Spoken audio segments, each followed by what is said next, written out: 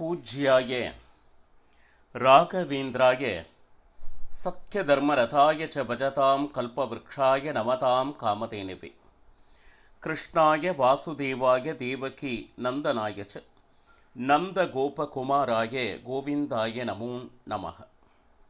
ஐந்தாவது வேதம் என்று போற்றப்படும் மகாபாரதம் பார்த்து வருகிறோம்.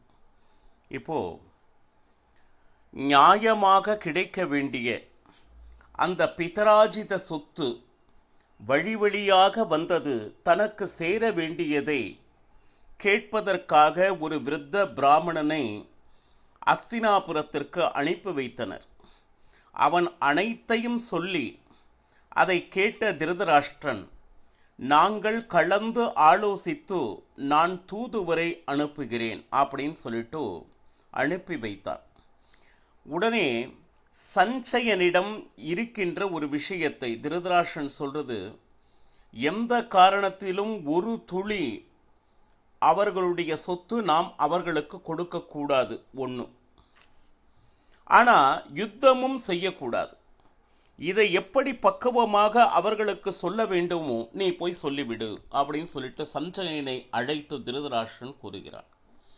எந்த காரணத்திலும் அவர்கள் ஒரு என்ன சொல்லுது சென்ட்டுன்னு சொல்ல முடியாது, ஒரு கிராமம் சொல்லிடு, ஊசி முனை நுழையும் இடம் கூட நான் அவர்களுக்கு தர முடியாது.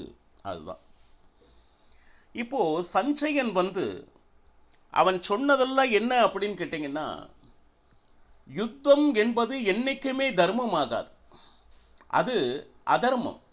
அப்படி யுத்தம்தான் செய்ய வேண்டும் என்பது உங்களுடைய முடிவாக இருக்குமே, ஆனால் ஏன் இத்தனை நாளும் காத்திருக்க வேண்டும்? 12 வருட வனவாசம், 1 வருட அஜ்ஞான வாசம் அப்படின்னு சொல்லிட்டு, அப்போ தர்மத்தின்படி நீங்கள் நடப்பவர்கள். அப்போ இதை நல்லா வளர விட்டு அதுக்கப்புறம் நீங்க நான் யுத்தம் செய்வேன் அப்படிங்கிறது நிச்சயமாக அது அதர்மம். யுத்தத்தினால் எவ்வளவு உயிர்கள் மடியும். இது தர்மத்தின்படி நடப்பவனுக்கு ஒரு நல்ல கீர்த்தியை கொடுக்கக்கூடிய விஷயமா அப்படின்னு சொல்லிட்டு சஞ்சயன் தன்னுடைய வாதத்தை முன்வைத்தான். அது மட்டுமல்ல, யுத்தம் என்று வரும்போது ஜெயிப்பு தோல்வி, வெற்றி தோல்வி அப்படிங்கிறது யார் பக்கம் அப்படின்னு உறுதியாக யாரிடமும் சொல்ல முடியாது இல்லையா? அப்படி இருக்கும்போது யுத்தமும் என்னை கேட்டால் ஒரு பகடை ஆட்டம் போன்றதே. இப்போ அவர்கள் தந்திரமாக அழைத்து அந்த பகடை ஆட்டத்தை ஆண்டனர். நீங்கள் யுத்தம் ஆடுகிற அவர்களுக்கும் உங்களுக்கும் என்ன வித்தியாசம் இருக்க போகிறது? இப்போ அவங்க தன்னுடைய ராஜ்யத்திலிருந்து எதையும் தரமாட்டேன் என்பதை விட நீங்கள் யுத்தம் செய்யக்கூடாது என்பதனையே மிக அதிகமாக தர்மராஜனிடம் சஞ்சயன் கூறிக்கொண்டிருந்தார். இந்த யுத்தத்தினால் உங்களுடைய இதுவரை சேர்த்து வைத்த அந்த கீர்த்தி புகழ் நாசமடைந்து போகும். என்னைக்குமே யுத்தம் எதனால் ஏற்படுகிறது என்றால் உங்கள் மனதில் எழுகின்ற அந்த கோபமே அதற்கு காரணம். மனதில் எழுகின்ற ஆசையே இதற்கு காரணம். இந்த ஆசையும் கோபமும் மிக மிக மிக சத்துருக்கள். தர்மத்தின்படி நடப்பவர்களுக்கு இது இரண்டும் மிகப்பெரிய எதிரிகள். இதெல்லாம் தர்மராஜனுக்கு உபதேசமாக சஞ்சயன் கூறிக்கொண்டிருந்தார். இப்போ அவரை கொள்வதனால் உனக்கு சந்தோஷம் ஏற்படுமா? கொஞ்சம் நினைச்சு பாருங்க. தர்மத்தின்படி வாழ்பவர்களுக்கு சந்தோஷம் கிடைக்குமா? சரி, இன்னும் சொல்ல போனா, இதுவரை சேர்த்து வைத்ததால் உனக்கு ஸ்வர்க்கத்தில் மிக உயர்ந்த பதவி காத்திருந்தது. எப்பொழுது நீ யுத்தம் என்கின்ற ஒரு விஷயத்தை தீர்மானிக்கிறாயோ அந்த ஸ்வர்கலோகத்திலிருந்து கீழே விழுபவன் யார் அப்படின்னா நீயே அப்படின்னு சொல்லிட்டு பலவிதமான விஷயம். யுத்தத்தினால் உன்னுடைய தர்மம் வீணாகிவிடும், கீர்த்தி நாசமாகும், ஸ்வர்க்கத்தில் இடம் கிடைக்காது போய்விடும். இப்படி சஞ்சயன் கேட்டுக்கொண்டே இருந்தார். அந்த உபப்ளாய நகரத்தில் தர்மராஜன் இது அத்தனையும் கேட்டுட்டு சஞ்சயனுக்கு அற்புதமான ஒரு பதிலை கொடுத்தார். என்ன அப்படின்னு கேட்டீங்கன்னா, அவன் சொன்னது, உன்னுடைய பாகம் எந்த விதத்திலும் அவர்கள் கொடுக்க முடியாமல் போனாலும், கொடுக்கவில்லை என்றாலும் கொடுக்க மாட்டார்கள் என்பதை சூட்சமாக சொல்கிறார். ஆனா எந்த காரணத்திலும் நீங்க யுத்தம் செய்யக்கூடாது. ஏன்னா தர்மத்தின்படி நடப்பவர்கள் ராஜ்யத்தின் மேல் நிச்சயமாக ஆசை கொள்ள மாட்டார்கள். அதனால என்ன பண்ணணும் அப்படின்னா, நீங்கள் காட்டுக்கு செல்லலாம்.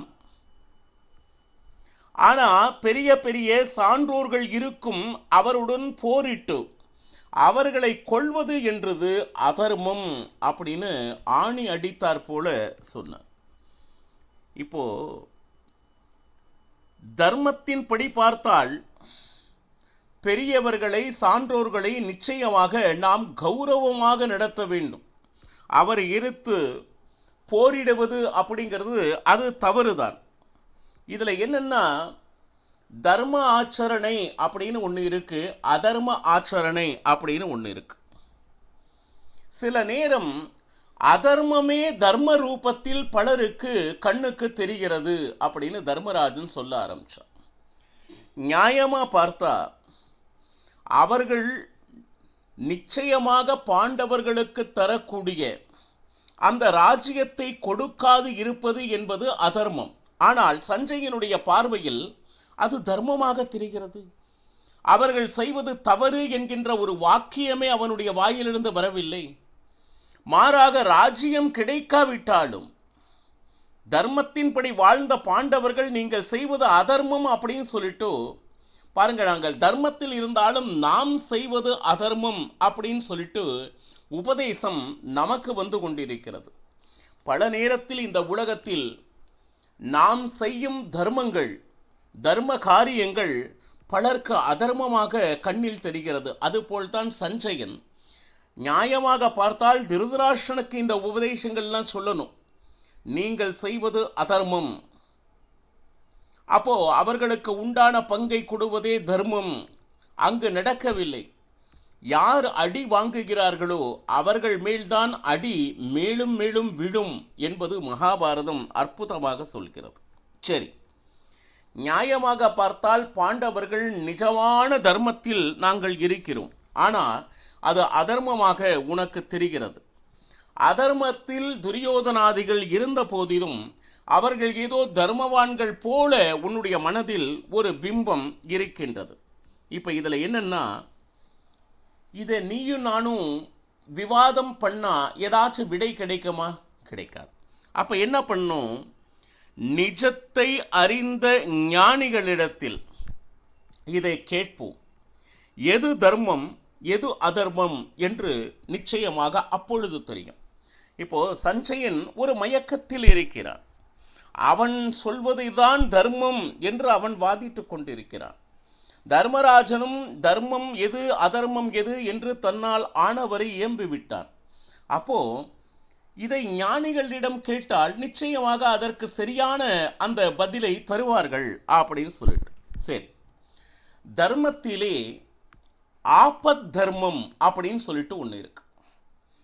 ஒரு ஆபத்து வரும்போது அந்த தர்மத்தை விட்டால் அதனால் ஏதாவது பாப்பம் ஏற்படுமா அப்படின்னு சொல்லிட்டு. ஏன்னா சில நேரம் பாருங்க, ஒரு பிராமணன் சதாச்சார சீலனாக இருக்கிறார்.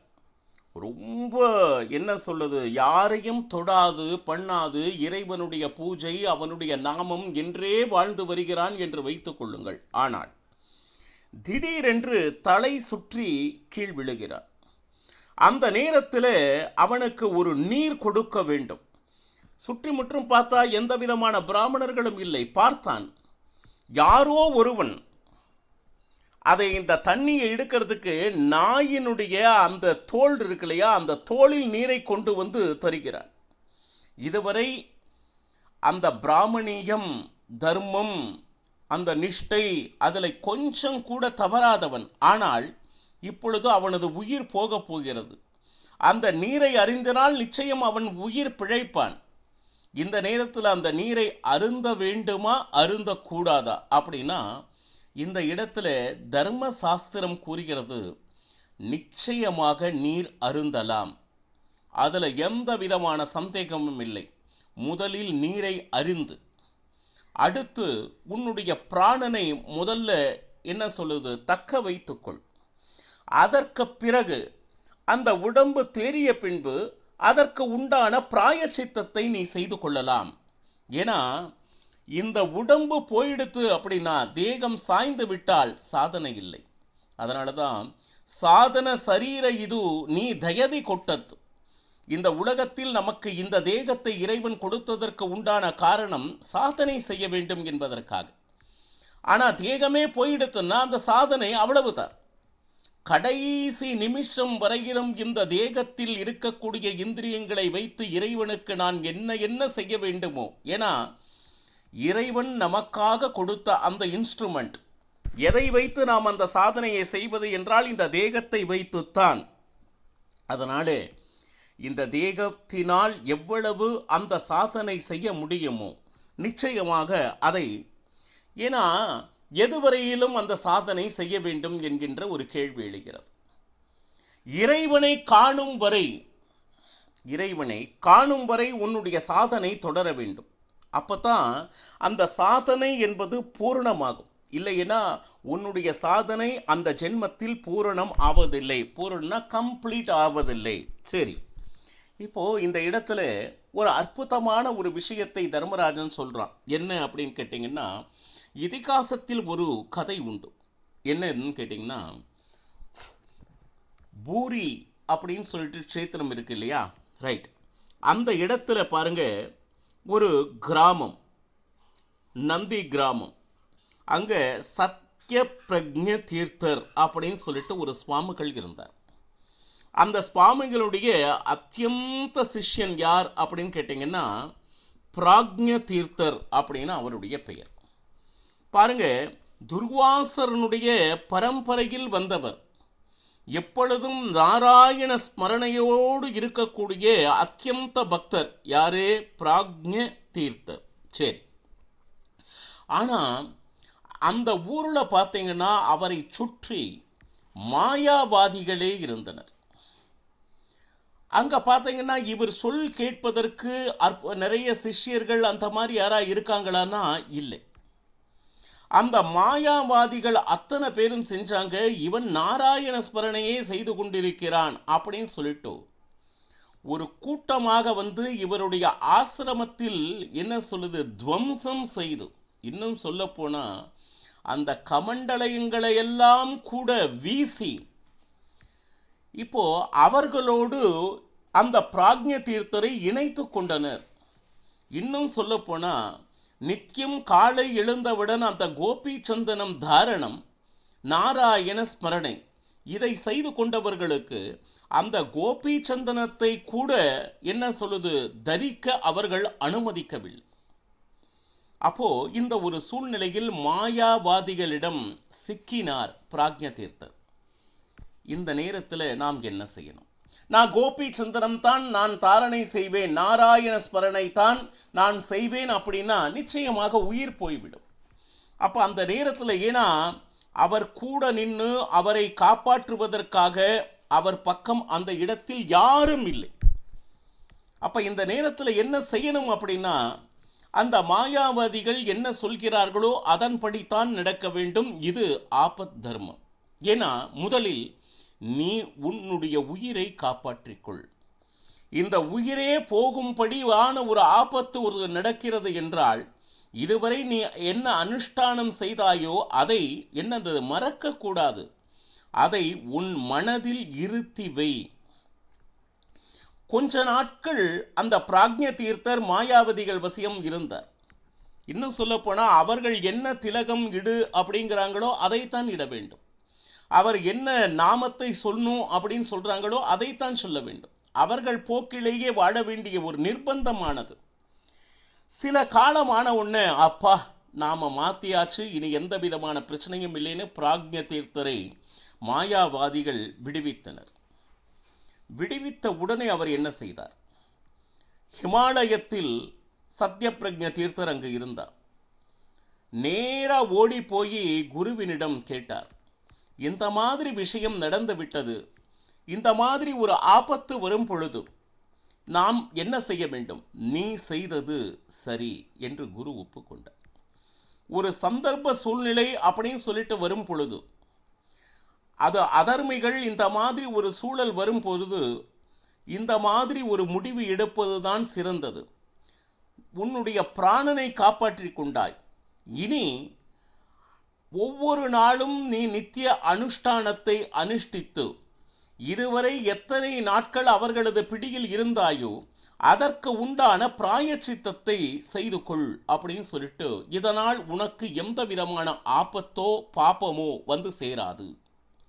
இது எதுக்கு அப்படின்னா, பாண்டவர்கள் இப்பொழுது யுத்தம் செய்ய வேண்டும் அப்படிங்கிறது எப்படின்னா ஆபத் தர்மத்தில் வருகிறது. ஏன்னா நியாயமாக தர்மத்தின்படி நாம கேட்ட பொழுதும் கொடுக்காத அதர்மிகளாக இருக்கும் பொழுது வேறு வழியே இல்லை, அந்த ஆபத்து தர்மத்தை பிரயோகித்து துஷ்டர்களை நீங்கள் வீழ்த்த வேண்டும் என்றே தர்மசாஸ்திரத்தில் கூறப்பட்டிருக்கிறது. நல்லவர்களுக்கு எப்பொழுதெல்லாம் ஆபத்து வருகிறதோ அந்த நேரத்தில் நீங்கள் அவர்களை காப்பது சத்திரிய தர்மம். அதை பார்த்து கொண்டு வேடிக்கை பார்த்து கொண்டிருந்தால் அவன் தன்னுடைய தர்மத்திலிருந்து நழுவுகிறான் என்று பொருள். இந்த ஆபத் தர்மத்தை பற்றியும் சத்திரிய தர்மத்தை பற்றியும் மிக அழகாக தர்மராஜன் சஞ்சயனிடம் என்ன சொல்லுது விவரித்து கொண்டு இருக்கிறார். மேலும் என்ன என்ன விஷயங்களை கூறினார் பரிமாறினார் என்பதனை நாளையும் பருகலாம். சர்வம் ஸ்ரீ கிருஷ்ணார்ப்பணமஸ்து. ஹரே ஸ்ரீனிவாசா.